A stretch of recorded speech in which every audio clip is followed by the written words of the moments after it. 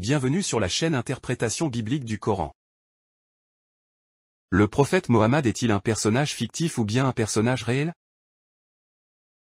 Pourquoi il y a tant d'incohérences et de contradictions entre le narratif coranique et le narratif de la tradition musulmane? Je vous laisse le soin d'allumer votre intelligence et de vous en remettre à votre conscience.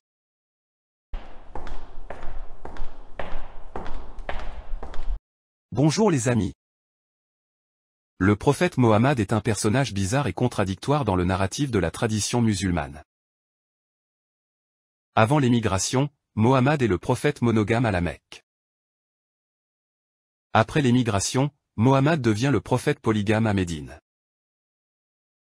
Le personnage du prophète change immédiatement après l'émigration de la Mecque à Médine.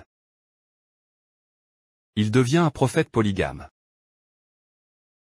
Durant une dizaine d'années passées à Médine, le prophète avait marié une dizaine de femmes. Si l'on se fie au narratif de la tradition musulmane, le prophète Mohammed aurait inauguré son passage de la Mecque à Médine par le mariage d'une petite fille de 6 ans. Le mariage a été consommé quand la fille avait atteint l'âge de 9 ans.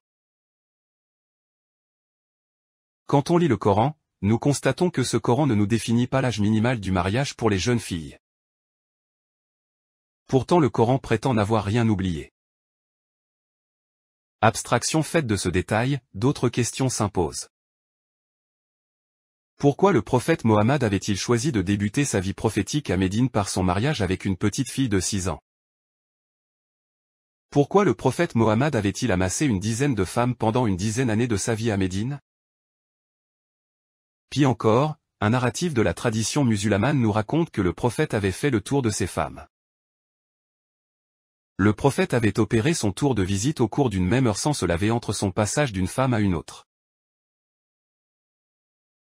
Au vu de cette toile de fond, le narratif de la tradition musulmane semble nous dire que les femmes ont été la préoccupation fondamentale dans la vie du prophète Mohammed. Autrement dit, la tradition musulmane semble nous dire que le Coran et ses commandements ne sont pas pris au sérieux par le prophète Mohammed.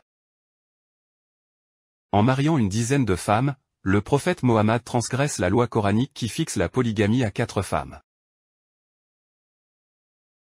Toutefois, si l'on se réfère au contenu du verset 50 de la sourate Les Coalisés, nous constatons qu'il y a des contradictions entre le narratif coranique et le narratif de la tradition musulmane.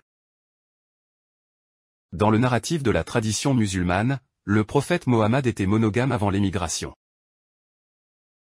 Par contre, au vu du verset 50 de la sourate Les Coalisés, le prophète était déjà polygame avant l'émigration. Il y a là une contradiction flagrante entre les dires du Coran et les dires de la tradition musulmane. Dès lors, des questions s'imposent. Le prophète Mohammed est-il un personnage fictif ou bien un personnage réel? Pourquoi il y a tant d'incohérences et de contradictions entre le narratif coranique et le narratif de la tradition musulmane? Je vous laisse le soin d'allumer votre intelligence et de vous en remettre à votre conscience. Pour conclure, vous devez savoir que le Coran ne nous a jamais dit que le prophète avait été marié avec plus de 4 femmes. Mieux encore, le Coran ne nous a jamais dit que Mohammed est le prophète du Coran. Je vous laisse le temps de faire vos propres réflexions, de vous servir de votre propre intelligence et de vous remettre à votre propre conscience. À la prochaine les amis.